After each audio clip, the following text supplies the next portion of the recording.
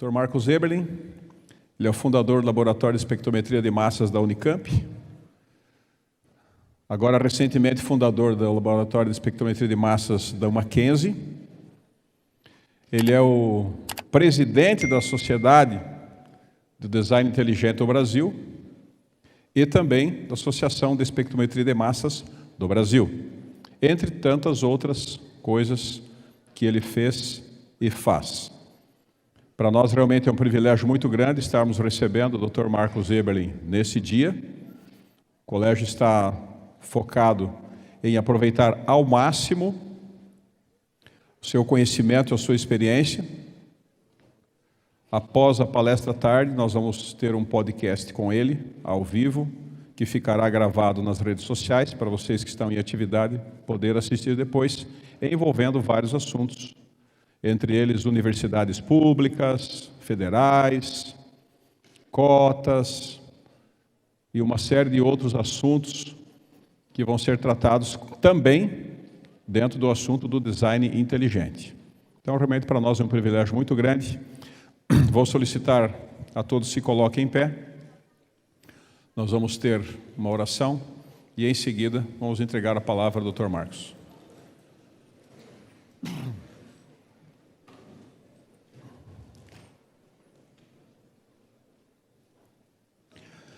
Obrigado, Senhor, pelo dia que nos dás, pela vida, pela saúde, pelo privilégio que temos de estar nessa escola e também de ter essa autoridade que vai falar sobre as mais recentes descobertas científicas e de como elas comprovam a veracidade do texto bíblico. Obrigado, Senhor, pela sabedoria que o Senhor dá aos seres humanos, pelo conhecimento, e que nós hoje possamos ampliar um pouco esse conhecimento, que cada aluno possa aprender um pouco mais e assim estar melhor preparado para defender as suas convicções. Isso nós pedimos e agradecemos, em nome de Jesus. Amém. Recebemos então Dr. Marcos Eberlin, uma salva de palmas, nosso convidado especial do dia. Obrigado. Você olha naquele relógio lá, Sim. se você conseguir terminar 15 para meio-dia, para abrir para perguntas. Perfeito. Que daí meio-dia a gente encerra. Beleza. Bom dia a todos. Privilégio muito grande estar com vocês, principalmente falando sobre esse tema tão importante. O que será que somos? Se você for numa aula de biologia hoje, na imensa maioria das escolas, colégios, universidades, eles dirão que você é primo de chimpanzé. Chimpa é teu mano. E que essa é uma evidência científica incontestável. Nós evoluímos daquela ameba primordial que um dia se formou numa sopa ácida escaldante e venenosa, e aquela ameba foi evoluindo ao longo de milhões, milhões e milhões de anos, chegando num ser símio qualquer, que na árvore da vida se dividiu em orangotangos, chimpanzés, gorilas e você. Então você é parente evolutivo de chimpanzés. Aí eu brinco, quando a próxima vez que você for num zoológico, tiver os chimpanzés, você fala, ô primo, tudo bem? É essa a ideia que eles passam. Mas será que essa é uma descoberta científica? Será que temos evidências para essa ancestralidade símia, esse parentesco com os chimpanzés? Dizem que isso é mais lei do que a lei da gravidade, está muito bem estabelecido pela ciência. Muitos entre nós colocam essa verdade científica na sua cosmovisão, no entendimento de quem somos. Olha, somos meros mamíferos. Como animais, evoluímos um pouco mais apenas. Não há nada de especial no ser humano. Não fomos feitos à imagem e semelhança de um grande Deus. Apenas um mero acidente evolutivo nos formou. Se você se entende assim, a sua vida será regida por esse entendimento. O seu comportamento, a sua cosmovisão, o que você decidirá na sua vida, toda escolha uma renúncia, você renunciará, talvez, coisas muito importantes e escolherá outras nem tanto. Por quê? Porque você se entende como uma ameba evoluída, parente de chimpanzé. Mas será que as evidências de fato comprovam essa ideia? Olha, na realidade a gente tem 3 opções sobre as nossas origens, do que somos, que estão resumidas nesse quadro. Cadê o quadro?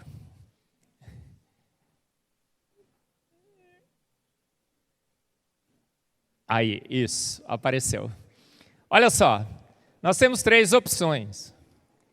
Se você olhar na palavra de Deus, no relato de Gênesis, nos versículos bíblicos, você vai entender como Michelangelo um dia entendeu, que você foi feito, pronto, por um Deus todo-poderoso, onipotente, onisciente, onipresente. E Ele decidiu te fazer a imagem e semelhança dEle. Então, uma das visões que nós podemos ter sobre nós mesmos é que nós somos feitos à imagem e semelhança de um grande Deus. Na realidade, o Deus que governa o universo, o Deus que criou o universo.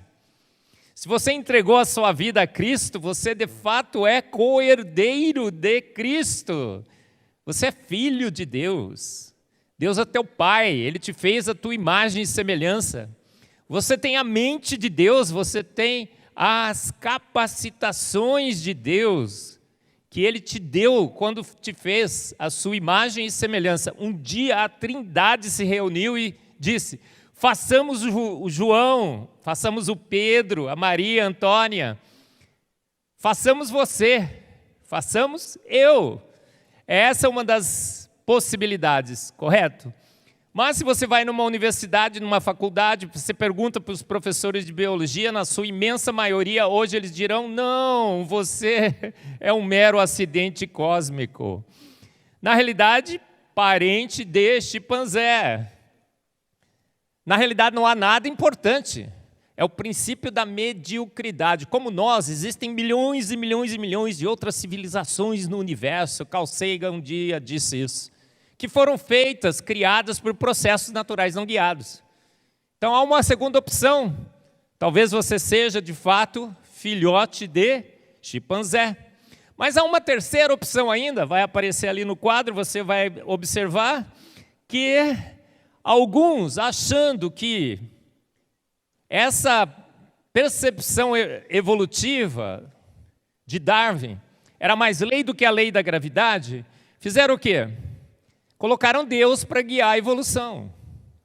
E a terceira opção é, sim, evoluir, mas Deus guiou a evolução. Ele não me fez pronto, Ele me escolheu num processo evolutivo. Os seres estavam evoluindo, talvez um casal qualquer de símios apareceu na Terra, Deus viu e gostou daquele casal, soprou nele um fôlego qualquer, e a partir desse processo evolutivo que Deus agora decide interferir, você foi formado. Então você é de fato primo de chimpanzé, mas foi Deus que quis que você fosse assim. Então nós temos 3 opções sobre as nossas origens: ou fomos feitos prontos por um Deus todo-poderoso à sua imagem e semelhança, ou evoluímos por um processo acidental, pelo acaso, por forças naturais não guiadas, que sem querer nos fez, ou foi Deus que guiou a evolução, um processo natural, mas quando Deus viu que o processo deu certo, decidiu escolher um símio para que pudesse, a partir desse símio, criar uma raça especial. Então nós, na opção 2, 3, ainda continuamos primos de chimpanzés. A única diferença é que um dos processos que nos levou a esse parentesco seria casual e o outro seria de propósito, intencional. E essas 3 opções que eu quero discutir com vocês hoje. Mas o que a Bíblia diz? Se você for olhar o relato bíblico, nós vamos ler lá em Gênesis 1, 26. Então disse Deus: façamos o homem à nossa imagem, conforme a nossa semelhança. A Bíblia é clara demais. Há inúmeros e inúmeros versículos da palavra de Deus que nos deixam indesculpáveis em relação ao que a Bíblia relata sobre a nossa existência. Gênesis 1:26 é claro demais. E disse Deus, façamos. Por que está aí no façamos? Porque a Trindade se reúne. Não é nem um encontro online. Foi um encontro presencial. O Pai, Deus Filho, Deus Espírito Santo se reúne e decide, façamos o homem a nossa imagem e semelhança. Em Mateus 19:4 está escrito assim, não tendes lido que o Criador desde o princípio os fez homem e mulher? Esse versículo, quem está dizendo? Jesus. E Jesus é quem? Deus encarnado. Em João nós lemos que no princípio era o Verbo, e o Verbo estava com Deus, e o Verbo era Deus. Todas as coisas foram feitas por Ele, e sem Ele nada do que foi feito se fez. Então o próprio Deus que tinha feito você, quando foi questionado, Ele disse, não tendes lido que desde o princípio eu os fiz homem e mulher. Não há lugar, portanto, nenhum na palavra de Deus para qualquer tipo de processo evolutivo. Desde o princípio, Jesus declara, Ele nos fez homem e mulher. Em Salmos 8, de 4 a 9, está escrito, que é o homem mortal para que te lembres dele, e o filho do homem para que o visites? Pois pouco o fizeste menor do que os anjos, e de glória e de honra o coroaste. A Bíblia deixa muito claro em Salmos que nós fomos feitos já com glória e majestade. Um pouquinho abaixo dos anjos, a gente vai até julgar os anjos. Então tem uma discussão teológica, talvez a gente esteja até na hierarquia acima dos anjos. Então você foi feito pronto, de glória e majestade, você não é filhote de processos naturais não guiados, você não é primo de chimpanzé, segundo a Bíblia. E agora, e os fatos? O que nós temos? Não, professor, é claro que evoluímos. Olha aí a figura, a gente tem até a foto, não tem? Esse ícone da evolução tem sido mostrado por gerações e gerações, há mais de 150 anos, para todos os jovens ao redor do mundo. E essa foto tem catequizado os nossos jovens, tem convencido os nossos jovens que nós evoluímos, porque a gente olha para essa foto e fala, nossa, é verdade, a gente tem até a foto. Você assiste no Super Interessante, na Isto É, abre as revistas, a Veja, liga lá nos canais online, tem até vídeo, eles passam um vídeo daquela ameba evoluindo, passando pelos chimpanzés e dando em você. Você fala, nossa, isso é fato, é mais lei do que a lei da gravidade, não é? Todas as evidências indicam que nós evoluímos.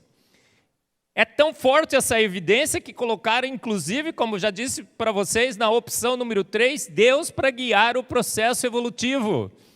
Aí muitos evolucionistas agora são evolucionistas teístas, creem que Deus guiou a evolução. O que será que de fato a ciência fala sobre isso? Nossa, tem até uma árvore da vida, em que o nosso ancestral símio comum está ali na base. É o Cryopithecus, que deu origem ao Australopithecus, aos chimpanzés, aos gorilas, que depois vem o Homo erectus, o Neandertal e você. Todos ali, os intermediários, os hominídeos e tudo mais, parece que está muito bem documentado na história da ciência de que fato evoluímos de um ancestral símio comum. Mas aí você olha para os chimpanzés e fica se perguntando, será que de fato sou parente de chimpanzé? Ele é meu primo? Será que eu evoluí? Será que Deus guiou esse processo? Será que tem evidências científicas que corroboram essa proposição? Olha, vamos dar uma olhada nas evidências? Se evoluímos, e se o registro fóssil, as camadas sedimentares, tem um aluno aqui que disse que vai estar estudando, vai ser um paleontólogo, amém, que você investigue ainda mais o registro fóssil. Se o registro fóssil foi acumulado Segundo os evolucionistas, ao longo de milhões e milhões e milhões de anos na Terra, eu acredito que não, ele foi formado durante o dilúvio, é óbvio que ele foi formado durante o dilúvio, mas se esse fato realmente é verdadeiro, de que durante milhões e milhões de anos essas camadas sedimentares foram se formando lenta, gradual e sucessivamente, o que nós devemos ter nesse registro fóssil? Uma história da vida na Terra. É um museu da vida. Então não há melhor lugar para nós perguntarmos à ciência, aos dados, às evidências, se somos ou não somos primos de chimpanzés. Vamos olhar no registro fóssil? Se de fato evoluímos, essas formas transicionais que nos mostram nessas pseudo-fotos deveriam estar lá, certo? Será que estão? Stephen Jay Gould, um dos maiores paleontólogos de todos os tempos, ao observar o registro fóssil, disse o quê? Cadê? Cadê? Elas não estão aqui. Não estou vendo as formas transicionais no registro fóssil no Museu da Vida. Um dos maiores paleontólogos de todos os tempos, Stephen Jay Gould, disse: as formas transicionais simplesmente não estão no registro fóssil.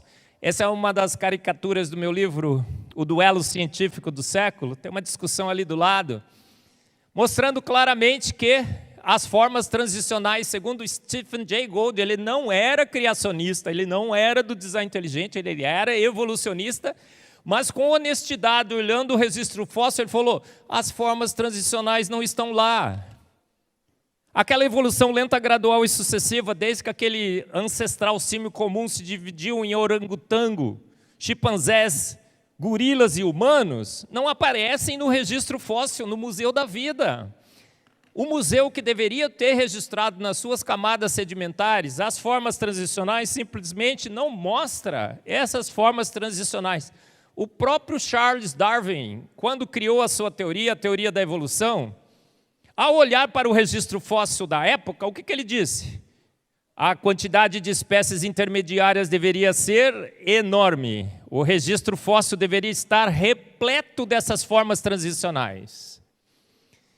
E esta talvez seja a objeção mais grave e mais óbvia da minha teoria. Por quê? Porque as formas transicionais não estavam lá. Darwin, olhando o registro fóssil, percebeu: epa, deu mal. Há um problema seríssimo, as formas transicionais não estão registradas no Museu da Vida. Mas o que ele disse? Olha, sabe qual é o problema? O problema é que a gente não investigou ainda o suficiente o registro fóssil. É sempre assim, as evidências da evolução são evidências de um passado muito longínquo. Era uma vez no passado uma sopa ácida escaldante venenosa, onde surgiu aquela ameba primordial, ou num futuro bem distante, aonde encontraremos as evidências. As evidências só faltam aonde? No presente, no registro fóssil que nós estamos olhando aqui e agora. Então ele disse: a nossa culpa é da nossa ignorância, que a gente não investigou muito bem o registro fóssil. Fomos investigar o registro fóssil. Depois de 150 anos passados, bisbilhotamos o registro fóssil.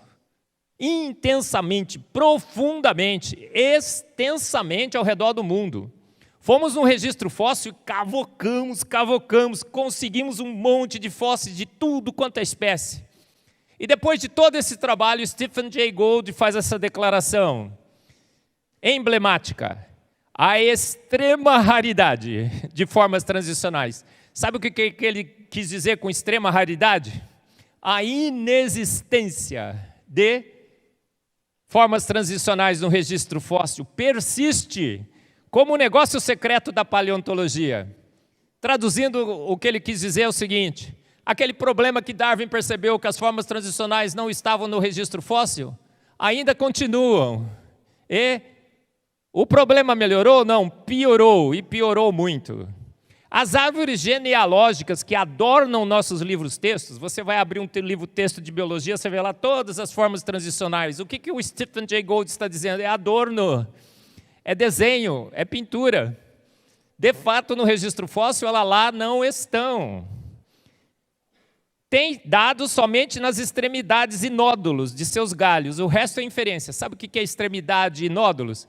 Você encontra orangotango, você encontra chimpanzé, você encontra gorila, você encontra humanos no registro fóssil. Só o que você não encontra seria o quê? As formas que conectariam essas espécies num processo evolutivo. Isso nunca foi visto nas rochas, a evolução. Stephen Jay Gould, então, declara: o registro fóssil refuta absolutamente, drasticamente Darwin. Aí, mas você vai me dizer, mas professor, eu já vi tantos relatos, tantos filmes, tantos livros sobre as formas transicionais. Por exemplo, o homem de Java. Sabe o que era o homem de Java? Eu digo que é a ciência do Durepox. É um fêmur humano colado com uma calota craniana de um grande macaco. Descobrimos que esse homem de Java, que foi anunciado ao mundo como uma forma transicional, tinha sido uma farsa. Alguém tinha juntado um fêmur humano com a calota craniana de um grande macaco. Ah, mas professor, os homens de Neandertal, eles eram brutos, humanoides, seres inferiores, raças inferiores. O que nós descobrimos sobre os Neandertais? Eles eram mais humanos do que nós. Eles eram mais inteligentes, eles dominavam a arte, pesca, os seus instrumentos eram muito mais sofisticados do que os homens da época. Ele tinha um crânio maior, ele era mais alto, mais forte. Inclusive saiu na National Geographic, os homens de Neandertal, The Other Humans, os outros humanos, inclusive, melhores do que somos hoje. Sabia que nós temos um monte de DNA de Neandertal no nosso DNA? Sabe por quê? Porque homens e mulheres neandertais casavam-se com homens e mulheres normais, entre aspas.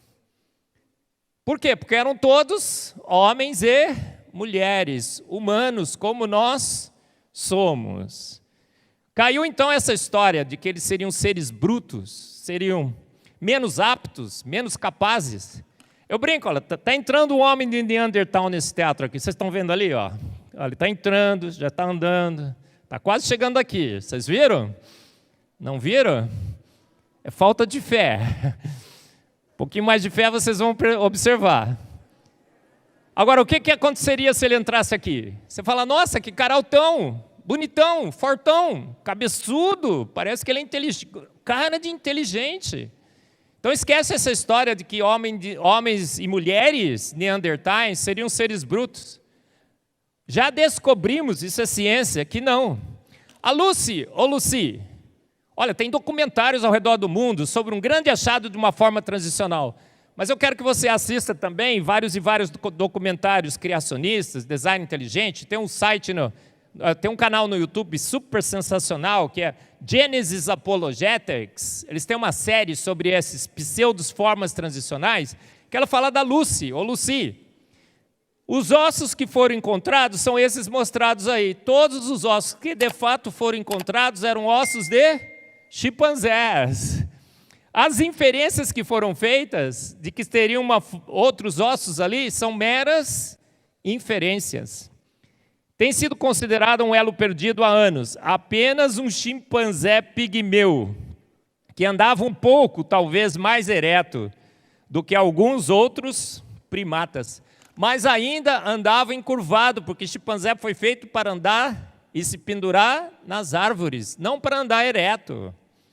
Então ele usa as suas mãos e os seus pés para se posicionar e sustentar em árvores.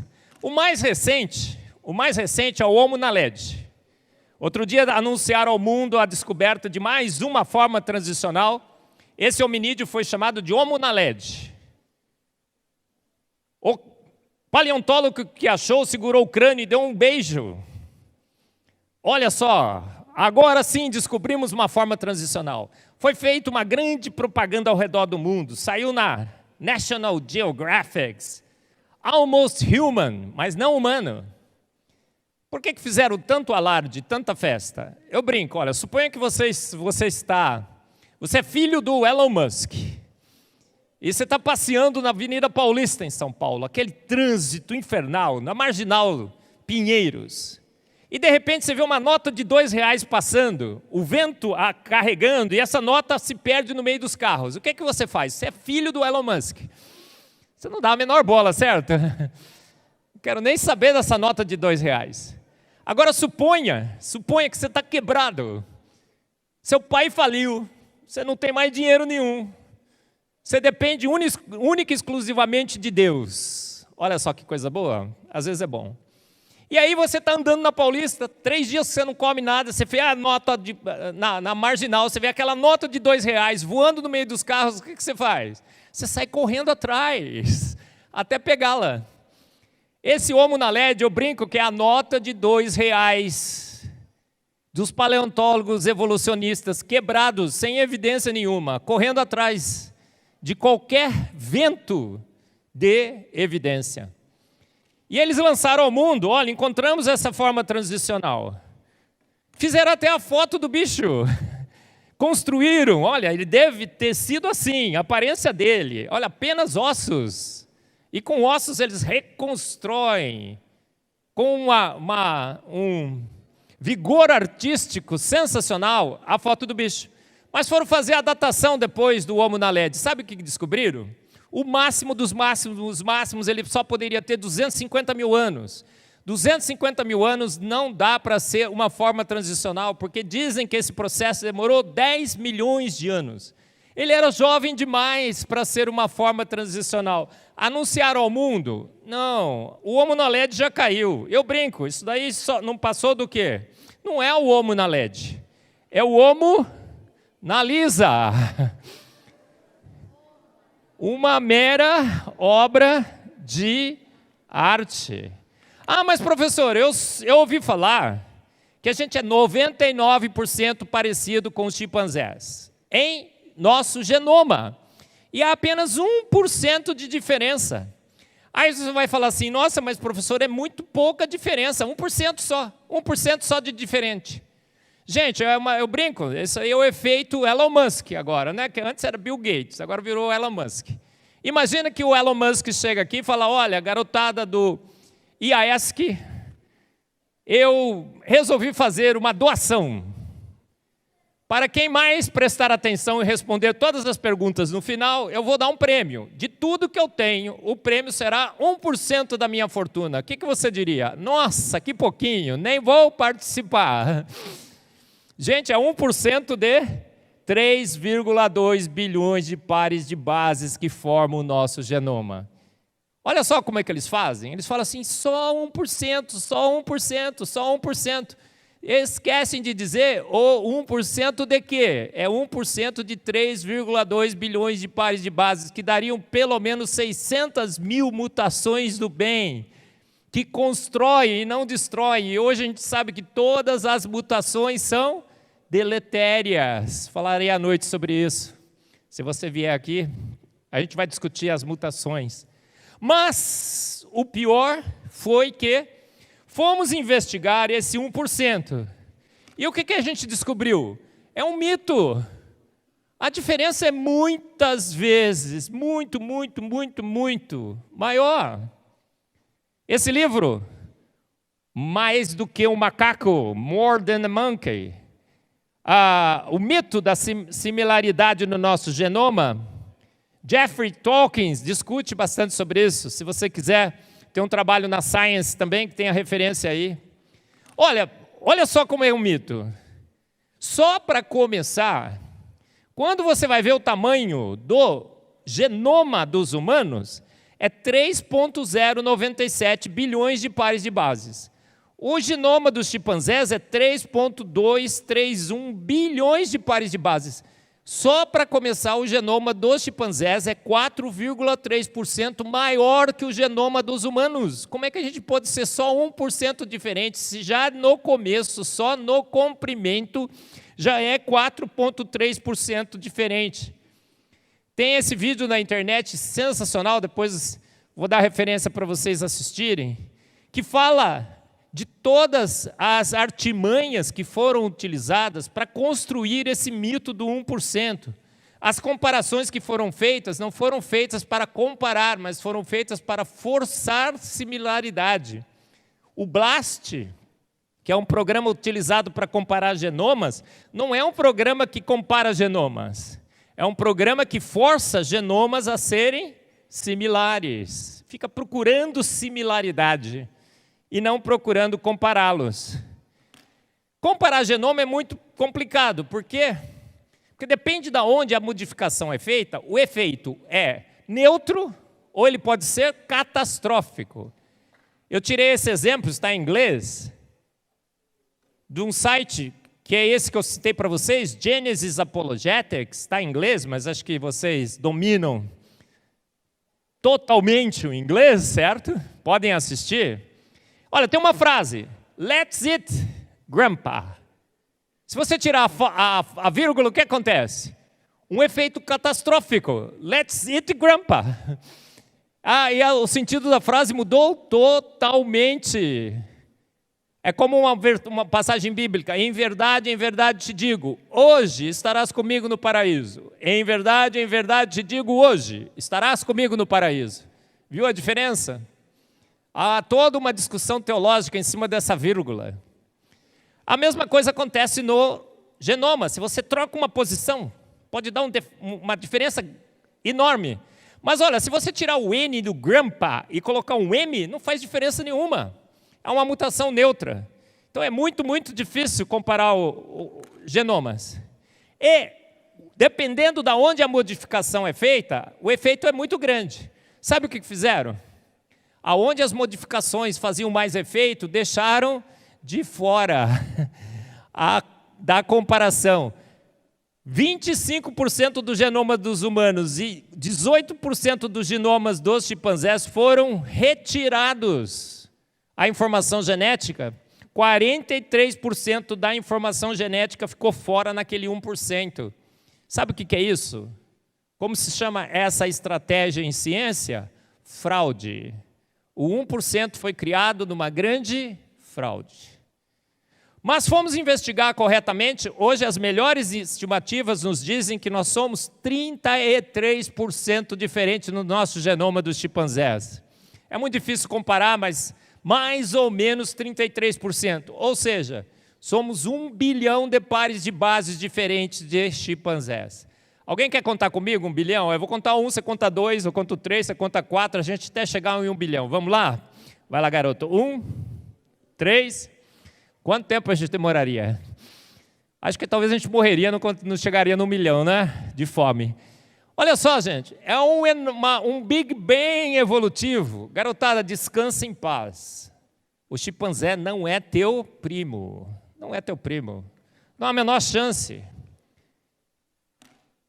O argumento do designer comum. Mesmo se os nossos genomas fossem muito parecidos, o que isso indicaria? O mesmo programador. Você sabia que todos os programas escritos pelo mesmo programador para diferentes funções, programa para prever o tempo, programa para calcular o rendimento da Bolsa de Valores, aproximadamente de 80% a 90% das rotinas, das estruturas de programação, serão iguais. O mesmo programador para programas muito diferentes usa as mesmas rotinas de programação. O efeito Bill Gates, já falei para vocês, agora é o efeito Elon Musk, não é um upgrade. Mesmo que fosse 1%, seria um Big Bang evolutivo. 650 mil pares de bases. Tem o argumento da melancia. Vocês sabiam que melancia é feito de 98% de água? Água viva é feito de 98% de água e nuvem é feito de 98% de água. Isso quer dizer que melancia evoluiu em nuvem e nuvem evoluiu em água viva? Obviamente que não. O que essa semelhança nos mostra? Que coisas completamente diferentes podem ser feitas praticamente com os mesmos materiais. O que muda? Como você usa esses materiais. Então, mesmo que fôssemos apenas 1 ou 2% diferente de chimpanzés, essa semelhança nada diria sobre as nossas origens. Mas a gente é muito, muito mais diferente. Olha só o que aconteceu também com Haldane. Haldane é um biólogo, matemático, geneticista, evolucionista, e ele fez cálculos. E sabe o que ele calculou? Para que uma mutação, uma única mutação do bem, que sofisticasse, alterasse aquele ser símio comum, que se separou em chimpanzés, orangotangos, gorilas e humanos, se fixar numa população, precisaríamos de pelo menos 300 mil gerações. E mesmo que se a gente considerar que nós nos separamos dos chimpanzés há 10 milhões de anos, o máximo dos máximos dos máximos de mutações que poderiam ter sido acumuladas seriam 2.000. E a gente precisaria, no mínimo, de 600 mil. Então, Haldane calculou matematicamente que a evolução de um símio em humanos e chimpanzés é impossível. A matemática é cruel para o darwinismo. O pior, sabe o que nós descobrimos? Que a gente não está acumulando mutações que sofisticam, que melhoram os seres. Nós estamos acumulando mutações deletérias. Há uma taxa de 50 a 100 mutações deletérias por geração. Então, ó, garotada, todo mundo que está aqui, você é 50 a 100 mutações deletérias pior que os seus pares, seus pais. Essas mutações deletérias que estão sendo acumuladas de geração em geração está fazendo com que os filhos sejam de 1 a 2% menos capazes do que os seus pais, intelectualmente, fisicamente, capacidades motoras, cognitivas. 1 a 2% nós estamos evoluindo por geração. Aí eu brinco, talvez ocorreu uma evolução na Terra, mas foi assim. Havia um macacão esperto, super inteligente, que foi evoluindo ao longo de milhões e milhões de anos até chegar em nós. Há outras diferenças? Ah, sim. Fomos comparar o conteúdo de proteínas dos humanos com o dos chimpanzés. Sabe o que nós descobrimos? Somos 80% diferentes em proteínas. Um artigo que foi publicado na Cells. Nós, na Universidade Presbiteriana Mackenzie, fizemos o primeiro estudo de conteúdo proteico real. Esse aqui foi feito em sílico. E a gente descobriu uma diferença que, dependendo do método que você compara, vai de 45% a 90% nas nossas proteínas. A linguagem e o raciocínio, o chimpanzé nunca falou uma palavra. Nenhum chimpanzé na história da Terra nunca falou uma palavra sequer. Nem sim, nem não, nem papai, nem mamãe, muito menos banana. Porque banana ele deveria falar, não é? Nunca falaram uma palavra qualquer. Humanos falam, muitas vezes, várias línguas. Muitas línguas. Dominam gramática, vocabulário sofisticado. Não há a menor possibilidade de compararmos a nossa intelectualidade, a capacidades cognitivas em relação à fala. Eu não sei se você sabe também, mas você teve que aprender a falar com a sua mãe, senão você nunca falaria. Tem crianças que foram encontradas enclausuradas, nunca tiveram contato com nenhum humano, já na adolescência, na juventude, na fase adulta, não falavam e nunca mais conseguiram falar, porque você tem que aprender a falar entre 3 a 5 anos e aprender com a sua mãe. Então, quem foi a primeira mãe do processo evolutivo que ensinou a sua filha a falar, se ela não teve uma mãe que lhe ensinou a falar? A evolução da fala, do ponto de vista evolutivo, é impossível, porque você tem que aprender a falar com um ser que fala. E o que acontece com a língua? Ela está evoluindo? Absolutamente não, ela está involuindo. A gente falava voz mercê, conjugava o verbo no tu, vais, tu fostes. Agora o que a gente faz? Você vai, você foi, simplificamos. A gente falava voz mercê, depois começou a falar você, depois você vai, e no WhatsApp agora você coloca só um Czinho assim, né? Você vai? A nossa língua está evoluindo. Cada vez a gente usa menos conjugações verbais, menos vocabulário. Então, o que acontece? A língua evolui? Não, ela involui. Sabe por que o chimpanzé nunca vai falar? Esse é um dos slides daquele site que eu falei para vocês, Genesis Apologetics, sensacional, assista, tem vários vídeos sobre a nossa ancestralidade. Por que chimpanzé nunca falará? Porque você tem um chip de fala no seu cérebro, uma região neuronal específica que controla a fala. Chimpanzé não tem. Os evolucionistas falam, eles não falam por causa do laringe, esôfago e toda a parte de circulação de ar que é um pouco diferente. Não. É uma constituição neuronal. O teu cérebro, em termos de matéria cinza e medula, tem uma razão 60:1, dos chimpanzés é de 40:1. O seu cérebro tem 4 vezes mais massa do que os chimpanzés. 1.378 gramas e os chimpanzés 399. O QI dos chimpanzés, qual seria? O QI médio dos humanos é de 100. Chimpanzé nem sequer consegue sentar na cadeira para começar o teste. Os evolucionistas vão dizer, não, eles têm um QI de 60, 70, 80. Não tem. Não há como você comparar a capacidade intelectual e cognitiva dos humanos. Os evolucionistas vão dizer que chimpanzés têm a mesma capacidade intelectual de crianças de 4 ou 5 anos. Eu vivo colocando no meu Face, sabe aqueles molequinhos que sentam, ficam tocando piano, sensacional? Aí eu falo assim, humilha o chimpa, garoto, humilha, posto que fostes feito à imagem e semelhança de um grande Deus.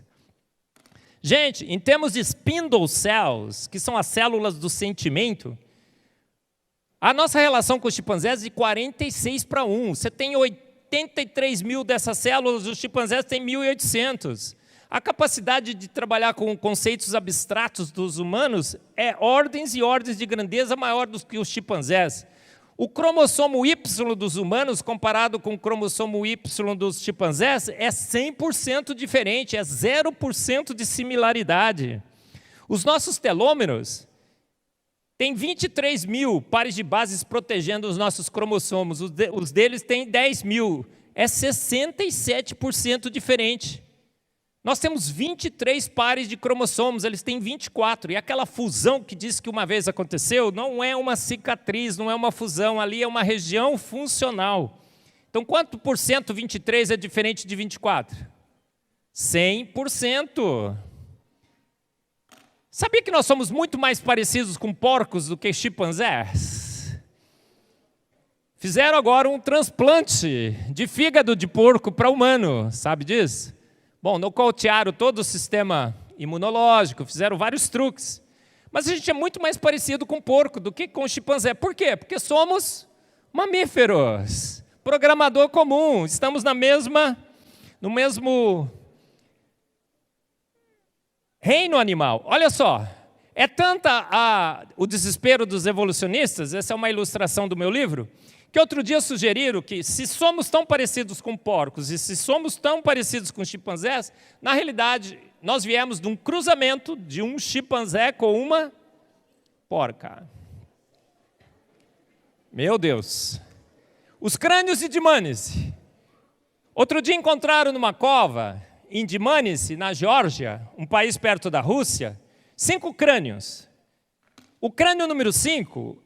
enviaram para os paleontólogos, né? Quem está querendo fazer paleontologia aqui, sensacional. Sabe o que os paleontólogos disseram sobre esse crânio número 5? O maxilar é do Homo rudolfensis, a face é do Homo erectus e o crânio do Homo habilis. Pode, gente? 3 hominídeos no mesmo crânio? Pode não. Sabe qual foi a conclusão do artigo? A variabilidade dos crânios humanos é imensa. E pode ser confundida com todos os hominídeos. Dá uma olhada do lado aí, tá vendo? Olha lá, aquele lá é o Cryopithecus, aquele lá é o Homo habilis, aquele ali é o Tabajaropithecus, conhece? Gente, a variabilidade é muito grande. Aí eu brinco, já pensou se a família Adams morre e são todos fossilizados? Um evolucionista chegaria ali e reconstruiria a árvore de evolução a partir desses crânios. Essa é mais uma ilustração do meu livro. Ou seja, evoluímos? Parece que não. Homens e chimpanzés sempre foram homens e chimpanzés e sempre andaram juntos. Olha, você é 40% mais alto de chimpanzé, você é 80% mais pesado. Você tem um fundo branquinho nos seus olhos. O chimpanzé tem um fundo escuro porque ele precisa se disfarçar dos seus predadores. Vivemos 2 vezes mais, andamos em pé, sorrimos, choramos, cantamos, compomos melodias. Você sabia que você tem 24 músculos na sua face para expressões faciais?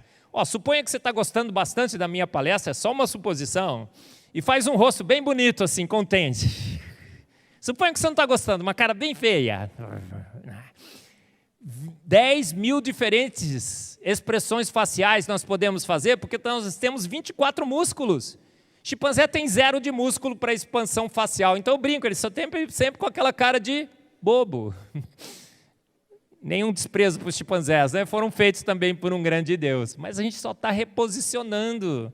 Gente, há alguma possibilidade? Olha, mais algumas comparações. Olha, eles não têm pelos, o homem não tem pelo espesso, eles têm pelos espessos, glândulas, camadas de gordura, sentimento acurado de toque. Os bebês, o desenvolvimento dos bebês de um chimpanzé já nasce pronto. O humano não, são vários e vários anos. A nossa pele é lisa, a deles é enrugada. Se fôssemos parentes de chimpanzés, seríamos assim desde criança. Alguém está querendo trocar aí? A gente transpira pela pele desnuda, eles transpiram pelos pelos. Nunca houve um transplante de chimpanzé, de órgão de chimpanzé para humano, nunca. Como é que somos tão parecidos?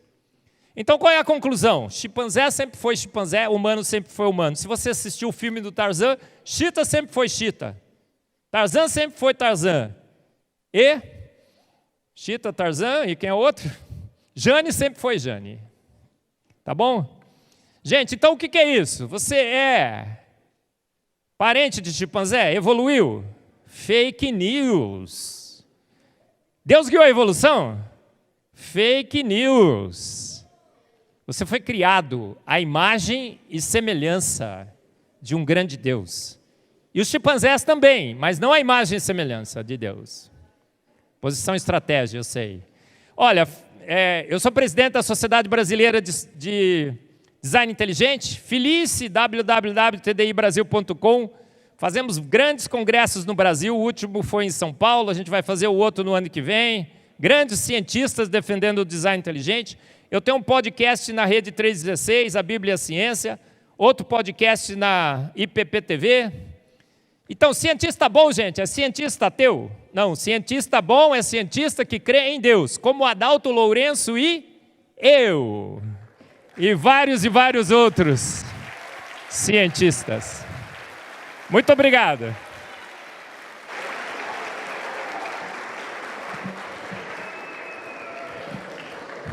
Nós encerramos o primeiro momento de palestra, agora vamos para as perguntas. É importante você saber que a saída, em cima de uma mesa, eu solicitei que o Dr. Marcos trouxesse alguns dos seus livros para alunos que queiram comprar ou que queiram que os pais comprem o seu livro. O livro vai estar exposto ali à saída. Hoje à noite, após a reunião da noite, que o seu pai é convidado, os livros vão estar ali também à sua disposição. Nós temos agora, então, um momento para perguntas. Quem quer fazer a primeira pergunta, levante a mão, nós vamos levar o microfone até você. Eu vou estar desse lado, o pastor Fábio daquele lado ali. Vamos ver quem é o primeiro. Desse lado, levanta a mão quem quer fazer pergunta. Nós vamos na sequência.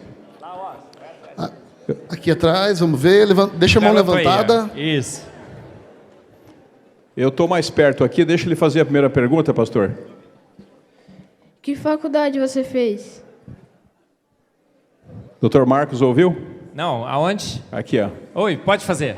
Que faculdade você fez? Ah, sim. Olha, eu fiz colégio técnico em Química, no Coticap, Colégio Técnico Industrial Conselheiro Antônio Prado, em Campinas. Depois eu fiz a Unicamp, me formei em Química. Fiz mestrado e doutorado também na Unicamp. Depois fiz meu pós-doutorado na Universidade de Purdue, nos Estados Unidos, em Indiana. Depois eu voltei, aí eu fiz um estágio também lá em Purdue e fiquei na Unicamp até 2016, quando me mudei para São Paulo. Hoje eu trabalho na Universidade Presbiteriana Mackenzie, sou da Escola de Engenharia e também coordeno como gerente de pesquisa, desenvolvimento e inovação o MacGraph, que é o Centro de pesquisas em nanomateriais, grafenos e nanomateriais, da Universidade Presbiteriana Mackenzie. Ok, lá do outro lado tem pergunta, pastor? Não. Aqui, então. Atrás, talvez. Vamos na sequência aqui. Quantos anos você demorou para fazer todas as suas faculdades? Ah, maravilha. Olha, o tempo normal. Mas é incrível como eu percebi que Deus foi me direcionando. Então, às vezes, você está nessa idade assim, você está preocupado, não sabe exatamente o que você vai fazer, não sabe qual a carreira que você vai escolher, o caminho que você vai percorrer. E, obviamente, a gente não sabe. Mas o melhor caminho nessa situação é entregar nas mãos de Deus. Fala, Senhor, dirige o meu caminho, constrói a minha carreira. E Ele o fará, com certeza. Eu conto nos meus livros os grandes milagres que Deus fez quando Ele foi me direcionando. Por exemplo, eu ia fazer o vestibular para Química, estava no ponto de ônibus, esperando o ônibus para fazer o vestibular, mas o ponto de ônibus já estava desativado, não tinha mais ônibus que passava ali. E o vestibular já estava para começar, eu já estava desistindo, de repente chegou alguém e falou assim, você vai fazer o vestibular? Vou. É esse ponto de ônibus aqui, você está esperando o ônibus? Eu falei, estou, mas esse ônibus não passa mais aqui. Eu falei, uau, então já perdi o vestibular. Ele falou, não, vamos de táxi. Eu falei, táxi, eu não tenho dinheiro. Ele falou, não, eu pego um táxi. De repente apareceu um táxi, ele, táxi. Entramos nós dois no táxi, fomos para a Unicamp, 40 minutos, quando chegou já estava fechando o portão, eu passei e bum, fechou o portão. Quem é que me levou para fazer esse vestibular? Um anjo de Deus, só pode ser. Chamou o táxi, pagou o táxi, me levou e o portão fechou depois que eu entrei. Então é assim, Deus guia o nosso caminho, entregue o seu caminho ao Senhor e Ele tudo fará. Próxima pergunta ali com o pastor Fábio. Luiz. Na sua faculdade... Cadê você? Levanta a mão. Ali, isso. Aqui no meio. Aqui no Aqui no centro. meio. Aqui. Ah, sim, Opa. pode falar. Na sua faculdade, os professores ensinavam evolucionismo ou criacionismo? Sim, não, olha, infelizmente, a gente vai comentar isso no podcast, as universidades ao redor do mundo e no Brasil, principalmente as públicas, foram tomadas pelos darwinistas, evolucionistas. Não temos mais universidades, nós temos catedrais do materialismo filosófico. Universidade é ponto e contraponto, é diversidade e pluralidade de ideias. Não existe isso mais nas universidades públicas. Hoje nós nas universidades públicas vemos um grupo que defende uma única posição, evoluímos. Uma única posição sobre as nossas origens, uma única posição política, uma única posição teológica. Deus não existe. E eu fui doutrinado também no darwinismo, no materialismo. Por isso que eu me transformei, viu, um evolucionista teísta. Eu fui evolucionista teísta. Eu fui a opção 3, 40 anos na minha vida. Quando eu passei a estudar a ciência e quando passei a estudar a teologia mais profundamente, abandonei o evolucionismo teísta, abandonei a evolução. Hoje eu sou criacionista de terra jovem, de vida jovem e de universo jovem. Eu digo que eu sou o herege dos hereges dos hereges. Mas por que assim sou?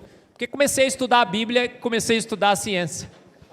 Então, estude a ciência, entregue seu caminho ao Senhor e Ele tudo fará. Próxima pergunta, aqui, como é que é o teu nome? Eu sou Vinícius, 8º ano MA. Cadê tu? Bom, eu tô aqui. Ah, sim, fala, garota. Eu queria perguntar sobre, em questão a microevolução. Micro. Sim. A gente viu recentemente na aula de religião, uns dias atrás, né? Por exemplo, não sei exatamente se é uma microevolução, mas os elefantes lá, de um lugar que eu não lembro, eles estão sendo mortos pela quantidade dos marfins, que são muito grandes, e os que estão continuando vivos, só tem os marfins pequenos. Sim. E é eles que estão passando a linhagem para frente. Sim. Eu Entendi. queria perguntar se talvez nisso, futuramente, não vai ter nem elefantes com marfins naquela área. Sim, sim. Maravilha. Olha, isso que todos os exemplos que você citou e os evolucionistas citam, isso não são exemplos de evolução. Eu falo que é exemplo de perdição. Perdeu. É óbvio que a gente perde. instrumentos que a gente não usa. Por exemplo, a gente está perdendo o dente do siso. Sabe por quê? Porque não usamos mais, a gente só come comidinha mole, a nossa arcada dentária diminuiu e não tem mais espaço para eles. Peixes que habitam cavernas escuras perdem os olhos, ficam cegos. Olha, vão perder os pelos, porque a gente não está precisando mais deles. A vida é extremamente econômica.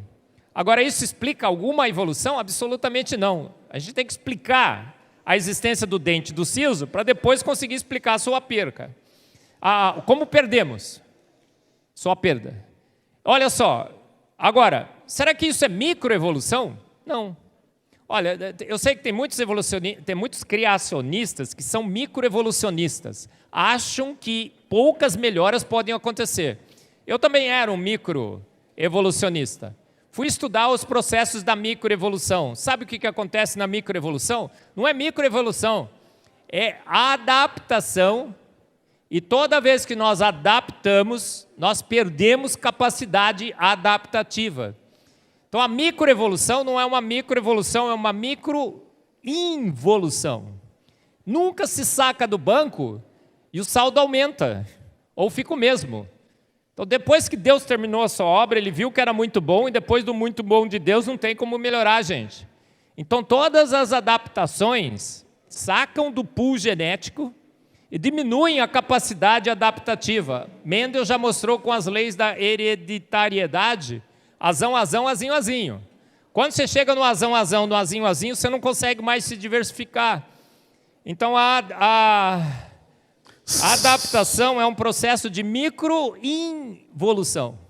Nada de evolução na Terra. Depois que Deus viu que era muito bom, daí para frente foi só ladeira abaixo. Até quando nós nos adaptamos, perdemos órgãos. Se perdemos o dente do siso, perdemos um dente muito importante. Se perdemos os pelos, perdemos uma proteção importante. Se for necessário de novo, a gente não terá. E o caminho será a extinção. Muito bem. Pergunta? O que o design inteligente fala sobre os dinossauros e a extinção deles? Olha, o design inteligente, muito bem, ele não fala nada sobre os dinossauros. Porque o design inteligente é uma teoria minimalista que quer só responder uma questão. A vida, o universo, a Terra foram formados por processos naturais não guiados ou foram formados por uma mente inteligente, por uma ação inteligente. Essa é a única discussão dentro do design inteligente. Aí você vai falar só, professor, nossa, já dá um trabalho. É uma pergunta imensa, de inúmeras implicações filosóficas e teológicas. Então, dentro do design inteligente, nós só discutimos essa questão. A vida é fruto do acaso ou de uma ação inteligente. Todos os nossos congressos, os nossos palestrantes. Por isso que nós estamos unidos no design inteligente. Então, no design inteligente tem criacionista de terra jovem, de antiga, tem de universo velho, de antigo. Tem gente que acha que o dinossauro foi extinto antes, depois do dilúvio e tudo mais. Por quê? Porque a gente não discute essas questões dentro do design inteligente. Agora, fora do design inteligente, todo mundo, sendo gente, tem plena liberdade de discutir essas questões. Então, fora do design inteligente, eu discuto a questão dos dinossauros. Dinossauros entraram na arca, 58 a 60 famílias estavam na arca, saíram da arca, viveram até 1.600 anos depois de Cristo. Tem uma palestra que vocês quiserem assistir, Dinossauros na História, na Bíblia e na Ciência. Está no IPPTV, tem quase 300 mil visualizações. Aonde eu falo, olha, as evidências são todas que eles estiveram entre nós. E talvez já tenham sido extintos, mas só talvez, a gente nem certeza tem. Tem muitos relatos ainda até hoje de criaturas. Um pesqueiro japonês pescou um dinossauro, um plesiosauro. Tem foto, tem registro, tem tudo. Então, a minha discussão sobre os dinossauros é que eles estiveram na arca, saíram da arca, viveram na terra até 1600. Inclusive, a Bíblia cita 2. Jó 40:15, Deus está descrevendo um bicho para Jó, é um braquiossauro. Jó 41 é um dragão, que inclusive cospe fogo. Nosso tempo se encerra. Nós agora vamos orar para nos despedir. Sim, professor Fábio. 1 minuto só. 1 minuto. Já vou pedir que os professores permaneçam aqui no fundo, para que ninguém se levante lá que a saída será em ordem pelas primeiras fileiras, pelas laterais, ok? Então, quem senta na frente sempre sai primeiro.